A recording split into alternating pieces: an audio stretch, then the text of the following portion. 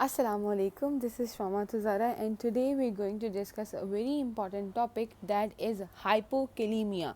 Now, let's just without wasting a minute start our discussion. What is hypokalemia?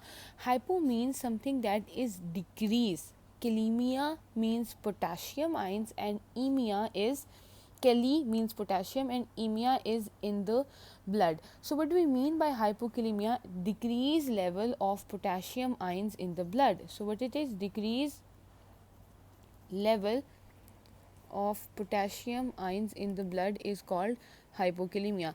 Now we know that normal values of potassium is 3.5 to 5 millimole per liter. So if it's less than this value, then we call it hypokalemia. Okay, now we'll discuss that. Okay, we know it's hypokalemia, but why? The main question that come in are the W's.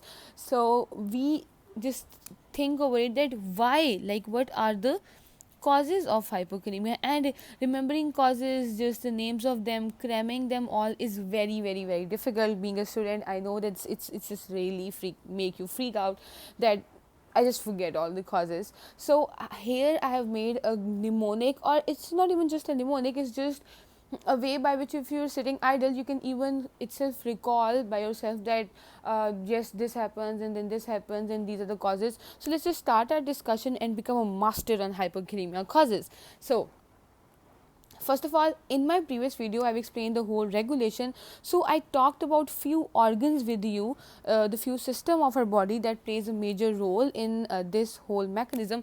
So first of all, starting our discussion, this is my, of course not mine, this is the GIT tract.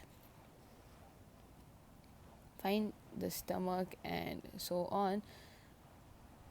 This is the intake here. So this is the GIT tract. So first of all, let's just talk about the factors that are related to the GIT tract that cause hypokalemia. So very easy, just recall, how will potassium come in your body? Of course it will come by your diet. So from here we get a very first cause, that okay, if I have number one relating to the diet, if I have, let me take a good color, okay, just take blue. If I have less dietary intake of potassium, means I'm taking diet that is low in potassium, okay. Or any other cause, that if there is a patient who is on total parenteral nutrition, TPN, and that TPN is not supplemented with potassium properly, so it will lead to hypokalemia. Fine, these are some things that are related to diet. Okay, now if there is no problem in the diet, patient has taken a good diet rich in potassium like bananas and all those rich in potassium diets, but still is having hypokalemia. Why? That when it comes down from the GIT tract where it has to get absorbed, it is unable to absorb properly. So the second step is that there is some problem in the absorption of potassium. Fine. So absorption related problems are these: any malabsorption syndrome, patient is having any malabsorption syndrome due to which the potassium is not absorbed from the body, and you all know it's celiac disease, very common cause of malabsorption. So yes, that can be a cause. If the patient is having celiac disease, so he can have hypokalemia because of it. Okay, now look, we're not learning anything, we're just linking the concepts and making the whole causes by our own self. We be mastering on it. Okay, so okay, if there is no problem in absorption, then the third thing which is left is that maybe it's increased excreted from the GIT tract. So there is increased excretion of potassium, decrease absorption, increase excretion, and low in diet. Fine. So if there is increased excretion from our body, how can potassium get excreted from our body? Very easy. If the patient is having a diarrhea, we know when there is diarrhea, there is loss of fluid along with the electrolytes in the feces, so it can cause hypokalemia if in excess.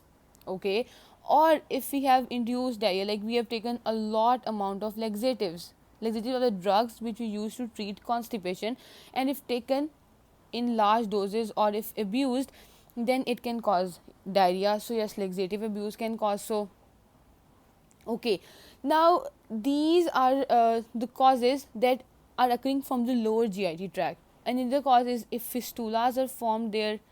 Now just to remember that in which disease fistulas are formed, so I believe in just quick recall of everything. So I'm going to short mnemonic from to memorize it. Remember your ABCDE. It's ABCDE. All of you know ABC. So yes, C, D, E, and F. So C and D, it causes F, that is fistula. So fistulas are formed in C and D. From D you can remember diverticulitis. In it fistulas are formed, intestinal fistulas, and from C in the Crohn's disease fistulas are formed. So now I think you'll never forget that what are the causes of fistulas. Moving on to any other cause, that is if there is any villi. Now we know that the main role in the small intestine that is played for absorption is the villi. So if there is any adenoma of the villi that were performing the role of absorption, then of course the absorption will be reduced. So these are some of the causes of hypokalemia in the GIT tract. Now these three, which these all we discussed, were the loss from the lower GIT tract. What if there is loss from the upper GIT tract? So I think it's very easy, everyone will know it already, but yes, I'll tell you. If a patient is vomiting a lot, like his vomit is not stopping, then what is happening that with his whole vomitus, the ions are and electrolytes and the nutrients are losing from his body, fluids are of course depleted. So vomiting can be a cause of hypokalemia. Plus a very important cause, that if nasogastric suction is occurring. Now whenever there is nasogastric suction or repeated nasogastric suction, then it can also cause hypokalemia, as all the fluids with dissolved electrolytes are just sucking it out from the GIT tract. So these are all the causes that are related to the GIT tract. I think now you'll never ever forget these causes. You have almost become master over it. You just listen this whole video carefully. Now coming to our next organ, which we've already discussed, that the next organ that plays an important role is the kidney and this adrenal gland. Now you'll just wonder that why I'm making adrenal gland along with it. Yes, okay, one very basic thing which will come in your mind is that of course it is present as a cap on the kidney, so she's just drawing it. So no, adrenal gland has itself a role in the potassium regulation. Fine. So what is that role? I'll explain it to you now. So now just come on to the causes that are because of the kidney related causes. So the kidney related causes will be, first of all, if it's damage to the kidney, means the kidney is unable to perform its function properly, of course. So if there is any renal parenchymal disease, or there is any tubular damage or tubular disease, then it can cause hypokalemia. Of course the kidney won't be able to perform its function properly. Okay, moving on to next important point. If there is a genetic disorders, just let me write here, if there is any genetic disorder that lead to defect in the absorption of I'll say reabsorption of some of the electrolytes, and that will ultimately alter the potassium levels. So you'll just think that why I'm saying so. There are some disorders, yes, there are some genetic disorders. So what are those genetic disorders? One such genetic disorder is Bartter syndrome. Now we have two disorders, Bartter syndrome and the Gitelman syndrome. So since B comes first in the ABC and G comes afterward, so Bartter will act on the initial part of the nephron and the Gitelman on the later part. So Bartter syndrome, the whole discussion crux is that it will act on the thick ascending limb of loop of Henle. Fine. And what is does there, that there is an important channel present there called the sodium potassium chloride, so one sodium, one potassium and two chloride transporter. Now what it does is that there is a genetic disorder in which there is defective function of this transporter. Now when there is defective function of this transporter, what will happen that these ions will not be reabsorbed from the lumen into the blood. They will not be reabsorbed, and when they are not reabsorbed, of course their deficiencies will develop in the body. Now very important, so it can cause of course hypokalemia because one is potassium ion here. But one important point that I'll tell you, that one other problem arises by this disorder, that is I'll tell you in easy way to remember it. Now we know that this transporter it is also blocked by our very famous diuretics called loop diuretics. Fine. So loop diuretics, they also block this channel, and we know that the loop diuretics are associated with losing calcium from the body. Now how to remember it? That loop diuretics, remember this L. Okay. Now L mean this line, you just remember it or recall it throughout your life. You will never get confused in this loop diuretic and thiazide diuretics. Loop diuretic means it loses calcium in the urine. So what will happen is that in the Bartter syndrome, along with hypokalemia, and other thing that will be present in that patient is, because of it, hypocalcemia will develop in that patient. So this whole discussion was to help you in memorizing it without just cramming it up. Okay. The second disorder that is genetically present here is the, I've already told you, Gitelman syndrome. Now what happens in this Gitelman syndrome, I've already told you that Bartter B comes first, so it acts on the initial part of the kidney, and Gitelman syndrome, it acts, G comes after B, so it acts on the distal convoluted tubule. Now what happens there is a very important channel there, sodium, let me write it with another pen, sodium chloride co-transporter. Now of course there will be a genetic disorder in which this transporter will not work properly. Now when it will not work properly, what it does is that it causes hypokalemia. Fine. And this is an important point here. And one other point that is related to calcium here, that this transporter, it is also blocked by a very famous diuretic that you all know already, is thiazide diuretic. Now another mnemonic is coming here, so just listen carefully. Remember this T, and this line you should remember it throughout your life, that it takes calcium into the blood. Fine. This will tell you that by thiazide diuretics, what they cause is that they reabsorb calcium. Why? Because they stimulate TPVRP receptor that absorbs calcium, reabsorbs calcium from the lumen into the cell and hence into the blood. So along with this Gitelman syndrome, when there will be hypokalemia seen, there will be hypercalcemia. So this was the point that I was trying to tell you here, that was important. Now up to now we have discussed that in the kidney there may be any renal parenchymal disease in the kidney or any tubular damage in the kidney that can cause hypokalemia. Okay. Some of the genetic disorders like Bartter syndrome or the Gitelman syndrome, and another disorder that is the Liddle syndrome.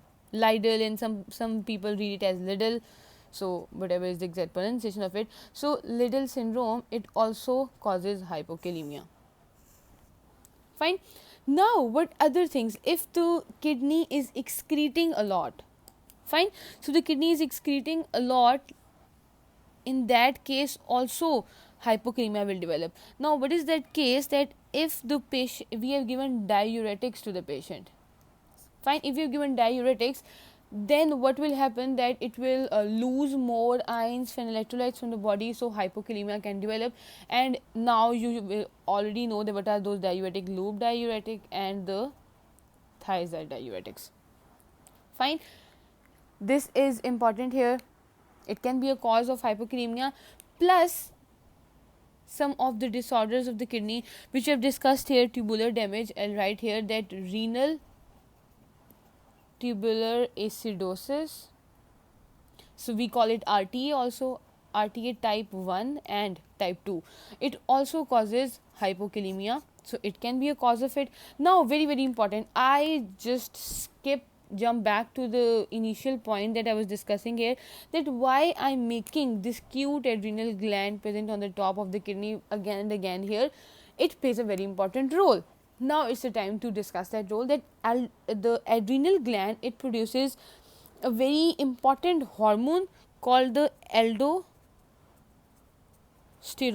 Now this aldosterone, it plays a very important role in the potassium regulation. What is it does? So let's just discuss it now. That where's my pen? Okay, so the aldosterone, if there is increased amount of aldosterone in the body, what will aldosterone do? I'll just write here, if it's primary or secondary hyperaldosteronism, then it also causes the hypokalemia. Now how? What this aldosterone does is that aldosterone causes sodium to absorb in the body and potassium to excrete from the body. So whenever there is increased amount of aldosterone, what will happen, that it will cause hypokalemia and of course hypernatremia if an excess is present. So what it does is that it excretes potassium from the body and absorbs sodium. So this is very important. So a disorder like primary or secondary hyperaldosteronism, it can also cause a kidney to excrete more potassium and as a result cause hypokalemia. Now moving on to some other causes of hypokalemia. They are that if the they are related to aldosterone basically, that suppose if the mineralocorticoid receptor within the kidney, mineralocorticoid receptor is more stimulated. Now it can also cause hypokalemia because this is that receptor that causes potassium excretion and sodium absorption. So when it will be more stimulated, of course when there is first reason is of course when there is increased amount of aldosterone. Fair enough. Second is that if patient is suffering from Cushing syndrome. Now what happens in Cushing syndrome, there is increased amount of glucocorticoids, and we know that glucocorticoids in excess, they act as mineralocorticoid and cause potassium excretion. Fine. So these are the causes that are present here, plus some syndrome called Conn syndrome, it can cause so, and if the patient is taking licorice or carbamazepine. So yes, these can be the causes that cause stimulation of the mineralocorticoid receptor. And now very important point here, that what will mineralocorticoid receptor do, it will cause sodium and water retention. So these disorders, they are associated with sodium water retention and hence they are associated with hypertension. And since potassium is losing, so it is associated with alkalosis. So yes, these are some of the causes. Now coming back to the third major category of hypokalemia. Now that is very important to listen it very carefully. There are some very minor mechanisms under it, so that will help you a lot. So the third is, we know that is basically potassium distribution. SPO, potassium ions redistribution, I'll say more precisely. Now what is this mechanism and how it affects, I'll explain you. So please just stick it to throughout the video, because you will learn very important, I'll say, concepts that is hard to find out, because when I was preparing this lecture, I had to find it from so many sites and so many sources to collect all the reasons for every disease, just to help you guys. So coming back to topic, potassium distribution, we know that potassium is an intracellular ion, so it is present in excess within the cells. Fine. Now how will hypokalemia develop? What if there are some mechanisms that cause redistribution of this concentration of potassium? So if more potassium ion is now being pumped into the cells, then what will happen, that the potassium ion, suppose this is a blood vessel, the potassium ion in the blood will start to decrease, and what we call this condition, hypokalemia.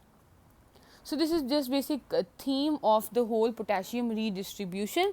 So now I'll tell that what are those factors that cause this potassium ion redistribution. So starting a discussion over it, first of all, we know insulin does so. Now what does insulin does? I have already made a separate video on insulin and potassium ions, so just watch it first. I'll share the link in the description box. So suppose this is the blood vessel and here is the cell. I'm making a single cell just to explain. In this blood vessel, we know that patient is having, of course, we're giving insulin to the patient, then there will be excess glucose in the blood and excess, right, with another pen, we have administered insulin, so there is insulin in the blood, and of course some of the potassium ions that are now present in the blood. So what does this insulin do? Insulin will be an ion, will be a molecule with its two hands. Look at my two hands. So it's just active with these two hands. It will take the glucose with one hand and potassium with the one hand and start to dump into the cells. So I think by this movement you will remember that what does insulin does, it takes the glucose into the cell, which is its work, and when glucose will start to move inside the cell, the potassium ion left behind will then move into the cells. Now if we have administered insulin in more dose, then what will happen, that more potassium will move into the cells, and as a result hypokalemia will develop. Why this hypokalemia is developed? Because of increased movement of potassium ions into the cells. Fine. This is very important, you should remember it. Now there is a clinical correlate of this whole story. So if the patient is having diabetic ketoacidosis and I have given him insulin in increased dose of insulin, then it can cause hypokalemia. So we have to take care while administering insulin to the patient that hypokalemia may not develop, because it can cause very serious life threatening problems.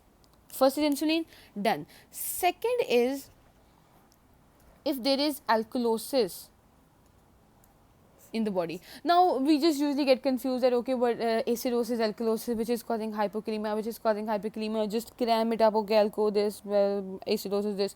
No need to do it all. I'll just tell you a very very very easy again a mnemonic over it. So what is happening in alkalosis? In alkalosis there is decreased amount of hydrogen ions, and you just remember that hydrogen ions and the potassium ions, you can say that they are besties, and you know besties are inseparable. So what they do is, if the hydrogen is increasing, potassium will also increase. If hydrogen is decreasing, potassium will also decrease. So by this basic phenomena, or you can say a mnemonic or anything, just a way to memorize, you can easily remember it throughout your life, even in your clinical practice, that whenever there is increased hydrogen, and now just interpret which I have just told you. Increased hydrogen ions means that the patient is having acidosis. So whenever there is acidosis, there is hyperkalemia. Decreased hydrogen ions means the patient is having alkalosis. Whenever there is alkalosis, there is decreased potassium too, so hypokalemia. So I think now you'll never ever forget this thing throughout your life, because it's very important, and throughout your clinical practice it will come across you, so you should never forget this point. So just coming back to our main topic, which is alkalosis here, that how alkalosis is causing potassium ion redistribution. Very important. Now suppose again this is a cell and this is a blood vessel moving, and within the blood vessel there is alkalosis in the blood. Alkalosis means there are less hydrogen ions. So how we can, and of course within the blood potassium ion is present. Okay, so in the blood vessel there is low number of hydrogen ions leading to alkalosis. So how what our body does is that to correct this alkalosis, what we have to do, we have to treat this less hydrogen ions by giving hydrogen ions into the blood. So when we'll move these hydrogen ions into the blood, automatically the alkalosis will get treated. Now the hydrogen ions move in the blood in exchange with potassium.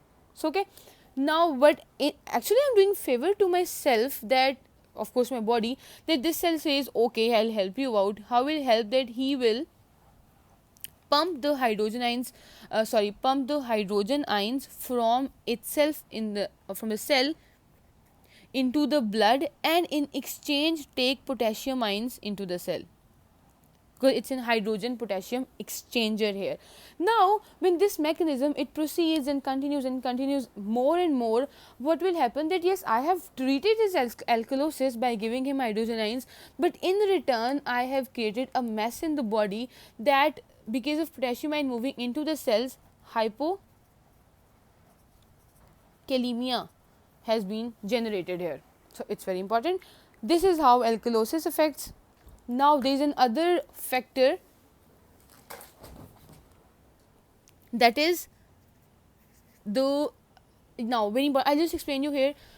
First I write here that these are the beta agonist, beta 2 particularly, beta 2 agonists, and here I'll explain alpha blockers, or you can say alpha antagonists. So how they cause hypokalemia, taking this cell in your consideration. Suppose this is a receptor, this is of course the beta 2 agonist receptor. Now whenever the beta 2 agonist I have given him, it comes here, attaches to this cell. Now how this receptor will, this cell will respond to this receptor is that it will activate the very famous transporter pump, that is sodium potassium ATPase pump. I'll name here sodium potassium ATPase pump, and you all know what is the activity of this pump.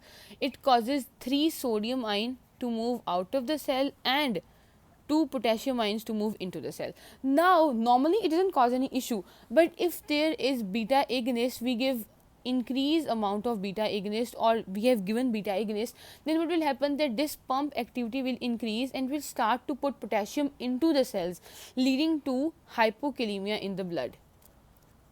So this is how it causes hypokalemia. In addition, talking about the beta blockers, now see alpha blockers, what will alpha blockers do and how do they cause hypokalemia?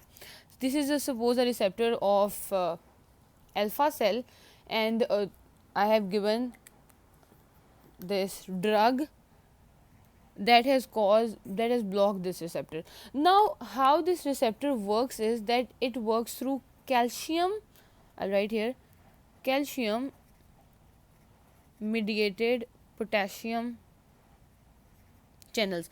Now what does these channels do? They pump potassium ions out of the cell into the blood vessel.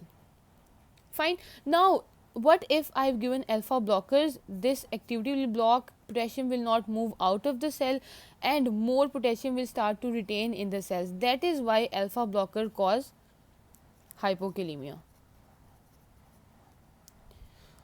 So I've tried my level best that if I'm saying or I'm explaining some examples to you that yes, this is causing hypokalemia, then I have searched a lot on this all and explained you that if it's causing so, then why it is causing so. So I think after listening this video complete, you will never forget the causes of hypokalemia throughout your life. It's a very important clinical topic too, that is helpful throughout your life. So yes, here I conclude these are the all causes of hypokalemia. Just a quick recall how to remember these causes. First of all, related to the GIT, second related to the kidney, and third related to the potassium ion redistribution in the body. So thank you very much. I hope you liked the video, and I again request if some people who have just left the video in between, I request them again to listen it carefully. It's very important. I believe me, it's very important to understand the whole concept of hypokalemia. At the end, thank you very much. Please like, share and subscribe my channel, my videos, and please share it with your fellows, so my this effort of helping all my fellows and all the medicos, making things quite easy for you guys, is now will become fulfilled. And thanks a lot for your support. So Allah Hafiz, see you in the next video.